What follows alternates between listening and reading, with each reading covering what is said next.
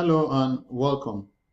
In this lesson, we are going to learn how to use Excel to solve mathematical or arithmetic problems that involve the use of parentheses or brackets.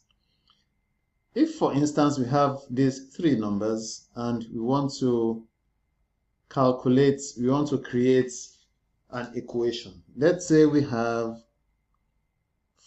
is equal to, remember, 5 times 2 plus 10. The answer that is returned is 20. All right. Now let us introduce a bracket. If we have is equal to 5 times open brackets 2 plus 10 close brackets and hit enter, the answer is 60 because Excel will solve the problem within a bracket before it's now apply it to the other numbers outside of the brackets, which is following the BODMAS rule.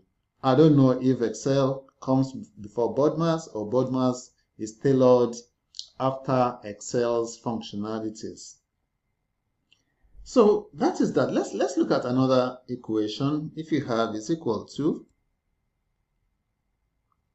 open brackets 2 plus 3 close brackets plus open brackets 2 multiplied by 3 close brackets plus open brackets 2 divided by 3 and then close brackets, and let's see what we have. Excel returns 11.66667. You can try that manually to see what the answer gives you. If you arrive at this same answer, then you have done well. Now, let us introduce what is called nesting parentheses. Nesting parentheses. Now, if you have equation within equation within equation, and we want to apply Excel formula to solve it, then we have to be careful in the way we craft the equation and the way we introduce the brackets. Let us give an example. Let's take this example. Is equal to 2 times 2 in brackets. Oh, we should have started with brackets. Sorry, it's okay. Thank you. Should have started with brackets so that we don't get Excel confused. Okay, great. Plus 3 plus, let's open bracket again, 3 divided by 2 close brackets, and again plus, say, 6 times 4 open brackets, put this one also in brackets, and then we want to multiply everything here by 3. So we say another brackets